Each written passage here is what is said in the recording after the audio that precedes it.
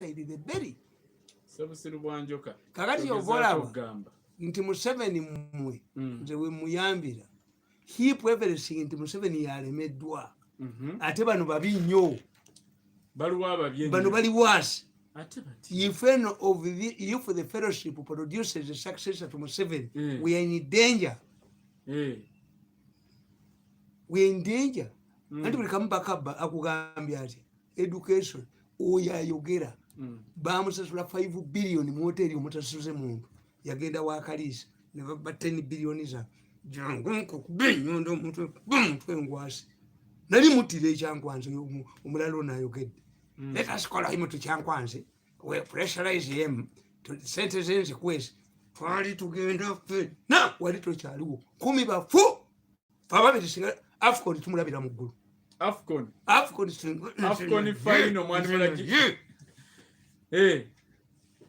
somebody spied on me ewaka on the way and again this man is on a dying mood integration mu yori galubindi ze bali sanze wali evu ne bategeera nti yaguddewa sokolinde ewo bajjayo Tamale ewaka we spying anti bampita Tijangu Ekyankwanzi as never take it dead. The Kyankwanzi meeting was organized to lure me into Kyankwanzi. For the first time, 8 years, I rejected the job. I've never entered that office and will never enter that office. Even the record will not my record. That appointment will be to Kita Trotia. Never to cheat a matega. Expunged from my records. It will never appear. Appointment. It was done to humiliate him. Presidential advice. It will never appear in my records. It will be expunged from my records. But wali bujozi. Nende watu mwebazinga. Binko somuntu singa nakatata. Chwa bato linyamo. Sigenda yo. Nizo batta. Nizo kwata kuko. Wali bugamba mama. Nyo pesa ni ani kumujoga. Mujogenzi. Mwali temunda jate twaliwo. Mwekumwa baba munseko ani yajja n'amakuti yaga sente kupika. If you have acquired money here, you can also acquire money here. Nenga temutujuze temutunyedde ku mitoko tunyalako. Polezo nomuva mu family kimu. Which families do you come from? Kakati meeting ekigendera kyayo Tamale ngezaako bikataka. Andi nkubuulidde nti ekyo kyali kibinja ky'ababbi. Ekyali kiri mu government mwenye. Nga bwe bakujja wane wali se ewange nannyini ensi yatwala 5 billion n'aleeta mukwano gwe anoonya presidential bid. Kakati ate mukwano gwe olwali okufuluma mu office ne bateekamu ssente nalinja get off my back ninkwete ku mmwe I can block myself nengenda namu ekyo kyakunyiza nnyo bwe bakujja wate mumbatte mmwe if you think I'm a joke. Can you retrieve a toilet paper you have used? The moment you flush, you don't expect it to retrieve that toilet paper. I'm in the same situation. I'll never work with you again.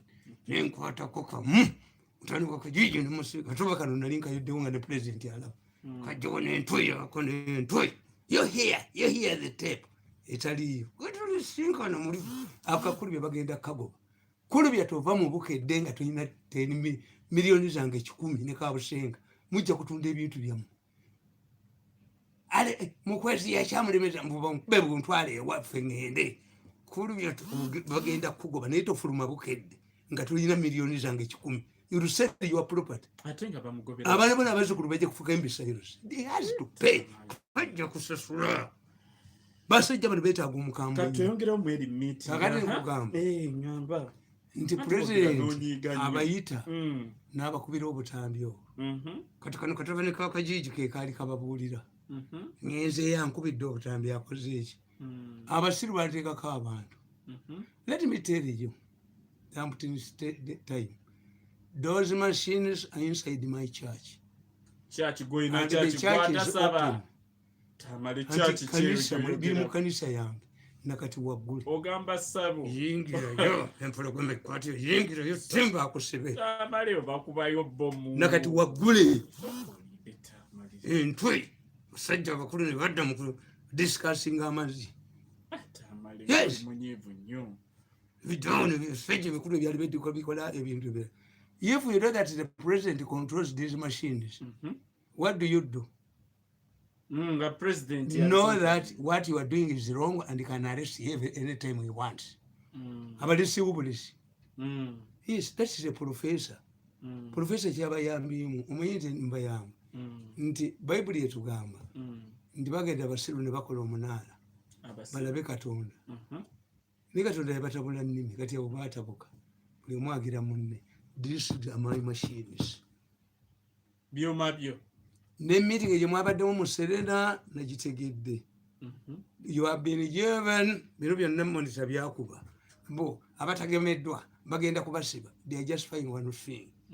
Bawandika ebbaluwa nti tujja kugenda lwa COVID.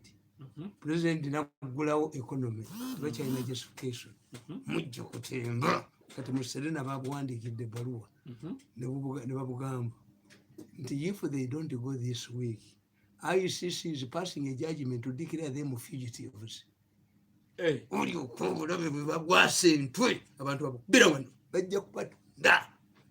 Tumwebaza ojja kuddayo omugolo gwe wa mubunuka. Abantu bagenda babuuza abaana baabwe abaana 15,000 naye bwetaba shiriki mu abagagga abavundu sente zemuyina onaabulaginga nga bwali omugagga ennyo kyekyaba mutta abantu. Because if you commit an offense beyond your borders, it means you are no longer going to be handled by domestic law. Bobera nga wakikola okusukka ensalo z'eggwanga lyo. Kati mulimu ICC tuwe abamawulire 10 billion tokole ki. Can you conceal pregnancy? Akati ne banondola ne bandeetawo ebyuma biri mu church. Tebiri mu barracks. Njagala okubuulira. Tewali muntu wano mu Uganda yalibadde na byuma ebyo ne batamuwa ssente. Bagambye we biri waliwo abasirikale oba bategeeza abasirikale tebiri yera baali baguze. Yes, baali baguze. Kati bo ab'omu church yo tebabagula. Ate obijjayo oti nze njagala obusajja buno babuttire wano. Siyinza kubakkiriza kufuga ggwanga. Yefu alaawo. If we allow these people, any of them, to rule this country, we shall be turning Uganda into a human abattoir. Oba tebalina power bassa abantu mu malwaliro. You should be ashamed. Even Yamini, the notorious Amini, this government criticizes. Museveni yagamba sobola nakwata ku mulambo gwa Amini ngukwasaako kiti. Amin had excellent relationship with the Arabs, but he never took Ugandans to be slaughtered for organism. Even the old kings, the illiterate kings, sold the slaves because they wanted their people to be alive. This the fact that they did not kill them is the reason why we have blacks in America. These are descendants of the slaves. Abaina buli kamu ne mutta abantu ne mutunda organizaabwe nti mbasonyi wammwe ndi musobola okujja ewange nesesiba golonede kutwala gwe. I cannot talk to any of these people. They must pay. They must pay. Myaka 28 mu prison. I'm telling you, if this government does not go to them, arrest them, we have evidence. Bali baganti ezo ziri fake. Are they fake? Are they saying that they are fake? Akati nongubuli abasajja bonna bewunyiza. And if Museveni does not take care, those people are going to kill his son. No. I'm telling you. Your allegation nene Tamale. Nabalabye bwenti. Tamale. Ne bagamba. Nti. How can we be sure that Mukozi cannot conspire, plot with the Kagame to overthrow the government? Yakitawo. Nebagamba. Imagine 1-to-1 who was there. Why we found out that even his personal secretary didn't enter the meeting. China kubachawe mbo nanyinisi yaligenze no bujoze bwenegalo bintize. If you can talk about Muhozi, if you can conspire nti kyakoze kibi era mawulire tekirimu ekyaki movement ya Muhozi tekirimu baji kubaluli singa nanyini nsine galubindize ye yagenze eyo nanyini nsine galubindize tolifuga ku ggwanga lino used to lie like an envelope abantu bakuchawa njabba kubira obutambi bw'abanyankole meeting z'abanyankole kubabbako mata kubabbako nyama yabo kubabbako obusungu ate obuli mwankole businga bamulinda bulinzi kumuyola bane bufa katole babuoche the anger that is in ankole if I play tapes of banyankole meeting anti boba Museveni bado yabagana okwogera olunyankole boogera mu luzungu but if I play the meeting of banyankole who are filled with anger against that younger man singa yadduka dabali muguli waliwo amwagala ennyo yali mugulidde faamu Zimbabwe nadduka naye ate bamukwatirayo nayolekera heke in big trouble they are between abagundi abazungu bagaa nti between a rock and a hard place. For us Baganda we say you are confused, you are as confused as a man who feared his home and the forest. Then where will you go? Bwoba otya mu kibira nga ne wotya kandi ogenda kola oba tosigaza wakulaga. We are auditing the number of people we are taken abroad and their contacts. Tujja kutonda ebintu by'abantu mwebaze ebyo bisasula abaana abaabula. Tumwebaze will end up in prison or in Congo. You end up in Congo roasting mucho move monkeys. Nogulaba temubanzite kati agambye it was me. I was watching my machines. They alerted me. 3 motorcycles left Serena after talking to Tumwebas. They headed, I followed them. They stopped at Kajans. Talked to Anosi.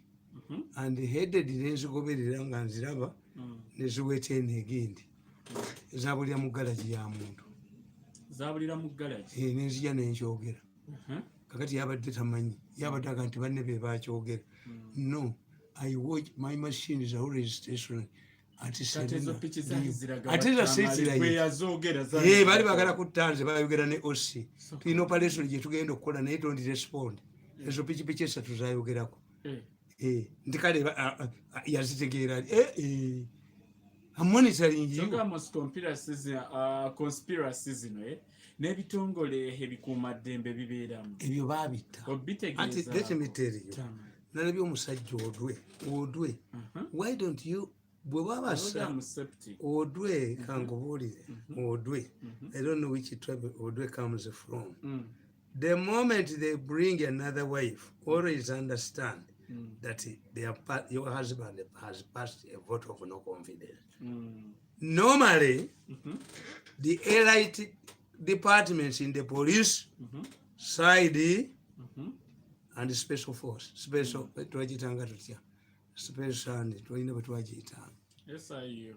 There are many departments in the police. The person who came from fire to come near the head of the police leadership was Masweri. Wanogola benekivu wano kamu wazindi ekisaawe. Fire brigade. Waliwo petrol station. Nekwata omuliro mu 7:5. Masweri yakuloowenga okuva ku fire wali. Nazikiza omuliro wano era gwamwokya. Mu fire temuva Inspector General Police. The first Inspector General Police to come from the railway police was Byekwaso. Temuvaamu muntu. Traffic police temuvaamu akulira police. Special branch and side. Kakati today, the majority of educated people abasinga emasinde bali mu VIP protection kubanga batambula nabo ebweru. Ne mu traffic kubba sente. Kati gundi ate ne bwobateekamu emasaka eriyo lawyer just statement ku Segirinnya bamugoba erukungire abaddeyo lawyer is a lawyer yayingira mu polisi nga looza banamwetaaga bamututte kisolo omusajja omufere akabiza abantu berukungire okubba buli wamu ne bamutwala e Masaka kiddukiro kyaboono. Kakati Odwe, if you see that the president is not picking anybody from the police, understand there is a vote of no confidence. In fact, if I was Odwe, I would just resign and go and take my stupid head to my home. Anti agamba nti ate bamuleetedde kyono kisembo. We don't need an analyst. Let me tell you, Mr. Odwe. Let me speak in English. I think Odwe, even if Odwe does not have a grasp of sophisticated English, can you get what P7? Abasajja ba police abedda bavanga mu P7. Tamale nawe tomukakanya. Odwe, let me tell you. Let me give you 3 examples. A boy from Nansana was arrested with conclusive evidence, credible evidence, that he was luring unsuspected girls to his home using the internet. The evidence is there, linking him to these several murders. Have we proceeded with the case? Mr. Odwe, who doesn't want somebody from Yesu to head aside the Agere and the right department in the police that would be preserve of the police? What happened to this case, Odwe? How long does it take? Because the evidence is there, it's on the internet, lures girls, bans them, but the case has not proceeded. What are you investigating, Odwe? Before you talk about it, you should resign and leave the police force if you really respect your head. Let me tell you another example. A boy was beheaded. The head was packed as a gift to the speaker. How has the case proceeded? If the speaker, what if the speaker had not been alerted, and she was not alerted, there was a confusion. According to MISO files, I know where the initial meetings took place. I know that this boy, although you were saying that he was an orphan brought up by a pastor in Masaka, the boy came from Chikajo to the contrary, was taken to Masaka. I can tell you the meetings in Masaka at Saza. I can even tell you the telephone communication between somebody who was supposed to receive the parcel, put it in Kataga's vehicle, Kataga would be intercepted on the way. The man was in Masaka. At that time when this boy was killed in Masaka and the head was brought. Has Akulo ever told you how the head and in his, how it was packed as a gift? As any, do you have any photograph? Do you know how it came? Boy came from Masaka. I am aware that even the footage at Parliament was tampered with. I know where the boy was dropped. I see him crossing to Parliament.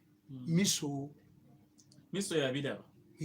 Ekitegeeza okulembera ekitongole ng'ekyo weetaaga mukugu amubuuze.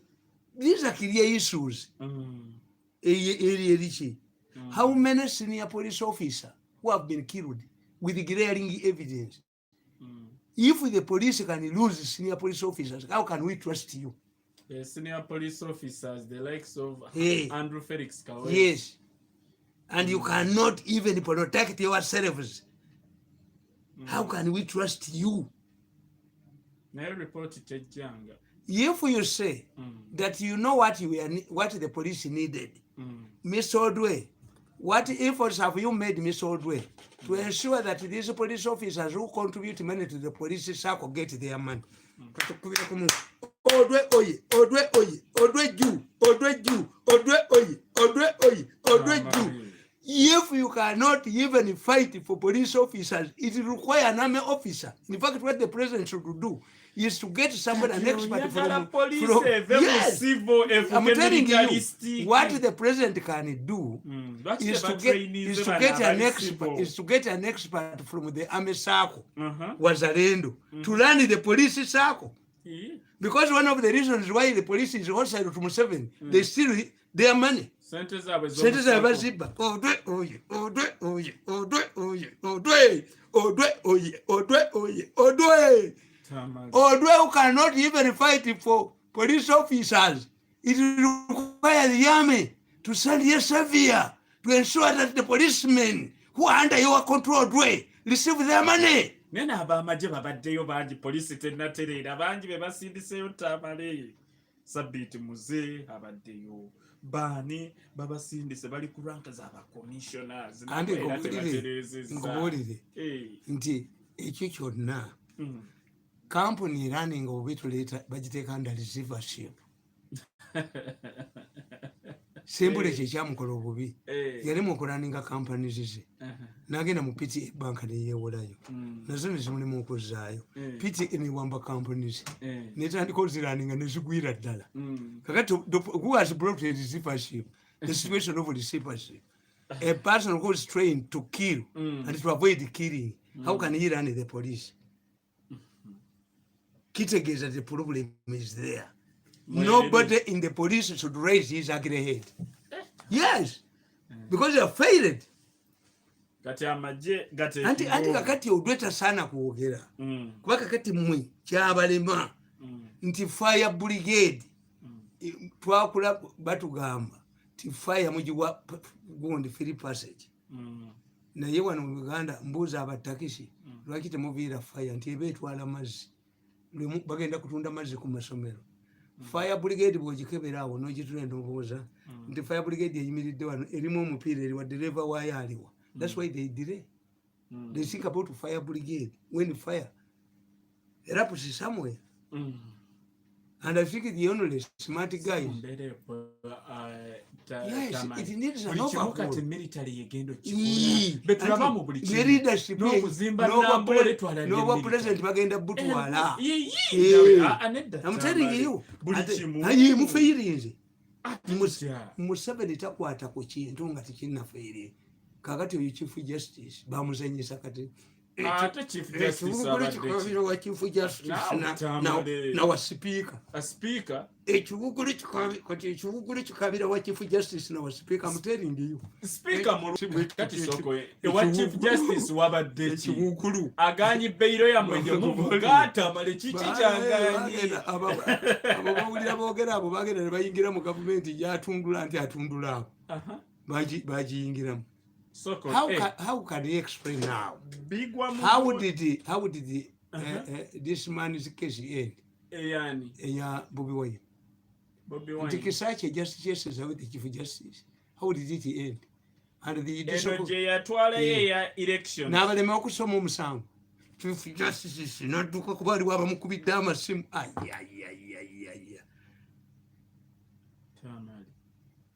Chief Justice bagala mujjako. Nsimbo buli atinze genti bagala mujjako. Ogambye nti ekiwugulu kikabira zali Muganda abamanyi ekiwugulu kikabira kye bagenda kukubulirwa buli kikabira afa ekiwugulu ekikabira afa naye abasajja bakugambye baabo nti you see nti tukyabulayo emyaka ena ejaki ejatamu political tamu gyetulimu. What these people should do ebintu ebyo babikola nga twandamaine Museveni. Their problem tibalina obwongo butono. Their problem would be what are the possible catchment areas of a successor. Mbagamba tibobeera mukazi notazaala baana balenzi Katonda bakuyambye. Yes, anti gwotegererawo nti bala ali musikira ajja kuba mwana wa mujjawo. Kakati what do you do? Invest in the available children. Abaliwo. No basembeza. Yes, bagwe judgment verdict ogifunye bukyali. Kakati mu politics tukola bwetu ti. Why should Uhuru drop Ruto n'awagira Raila? He has watched. If this man Ruto hasn't been respecting me every time we quarrel, what will happen if he's in charge? Banaberanga ye commander in chief. Church nabeerawo. If you say omuntu yenna buli wayogeranga ekigamba baganda baga nti gambo B wamwenga alisanga kweki omwoyo oba teyused yewereranga abaganda mulejiko kwendikwata obuyinza nja kumemetula eggume ly'abaganda talina kyeyakola kibewuunyisa. Even in his book Mutesa writes we used to think that what he was talking about was engaging in political rhetoric. kumbe had an entrenched anger yali ajina mu mutima gwe. Kakati Ruto avumirira nnyo dynasties. Ekyo kikutegeeza ti dynasties zino zirina kye zaamukola. Tomutrustinga. Yenagamba hustler avudde eri wansi. Siri owanga omuntu ekintu ekinoomwa overwhelminga. Nti Raila akinoonyeza toyinza kuwera. Gundi yagamba kyanjo nti omuntu mu nsi tewali haji asobola kuba haji yeerabira olunaku lwe yagenda Makka. Alina gwe yabuuza n'amugamba nti oba oli haji gwe kyanjo wagenda ddi e Makka. N'amugamba togendangayo. Teri musiraamu yeerabira lunaku lwe yakolera hijja. Teri mukazi yeerabira musawo Muganda yamuwa luzaalo. Tasobola mwerabira. Kubanga kiri kyafuna kyamaanyi kyogezaako okugamba n'omulenzi omuwala yamuggyako embuzi ye n'amulekera emiguwa naye tamwerabira. N'omuwala tasobola kwerabira. Kakati nti owanga omuntu ekintu ekimu nti the rules had forgotten. Ebbanga lyonna tebakikwatangamu. Nti bajja ne babeera excited ne bafuna kuto mu mboya. Era omusajja yagamba yawandika n'agamba the woman who born another mboya is not yet born. Mboya lwe baamutta. Ne batta gundi ono gwe batta nnakuweza obuko. Kakati abakikuyu abajaliwo ne bategeera nti omukisa gwaffe gukoze eki. Ono agenda mu 78. Akuliridde. Yes. Kati oyo n'omuwa tajja kukikola ki? Siri nti akalube bagantu kaddemu. Who was creating trouble for them?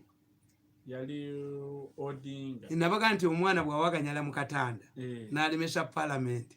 Kati kiba kyamagezi ate mu kwogera bakulu n'abakulu. Muyina mwana ono bwe mujja kettala ng'akaaba. Bwe mumukuba ng'akaabira ddala. Kati muyina kumukola bulungi nnyo yeebaka empola mpola. Kati a person who has caused trouble is the one we talk to. Kati ate bano bo they underestimated me. Baali bagamba era oyo abagambye. If you talk about money to Mirundi, ne professor yabagamba. Mirundi is not for money. I like money. But for dignity. You are short my dignity, we fight until we die. Kwane tomorrow jachiddamu. Toyagala akukakanya. Anti nkugambye bano nabalaba mu nsiko. Ani bajja bawere wakulwako obumotoka obulimu ssente. If marrying a president's daughter can graduate a man from being a gate man to one of the richest people. Nange mutani wange ali wasowa president aliddako. Kanange nsabe wabeerewo changes. Nawe kosabe wabeerewo changes. Mukifo kyagwe okunjooga kansabe changes. Nange mu family yaffe mubeemu. And now what has turned you to graduate from a gate man to one of the richest people in Uganda is the marriage link. Kakati what do we do? Nammwe muteeketeeke abaana bammwe bawase mu family. Tuyinza kunjooga ate kuba opusoni zonna wazikolako. Ne mumpya omutwa ne mutuma abantu bazeze mukola kati kisoboka. Kati kyogamba fellowship yasaanawo mu byonna byoyogera olaga nti yasaanawo. Ate ne basaanyawo ne institutions. Ate intentions zaayo nazo zaasaanawo. Bonga abantu basobola beetemamu. Naye ate biri eri baali basetinze. Project y'obwa president nayo njikubye ne njijjawo. Talifuga ku ggwanga luno. Kubanga ate ekizibu kye bafunye mu family bwe mba mufunyeemu ate omuntu who is marketable ate mumukuba mutya. Ndeka tutuule abo benkugambye abatudde to review why did he go on, was the president, was his father, did he participate via Zoom, how did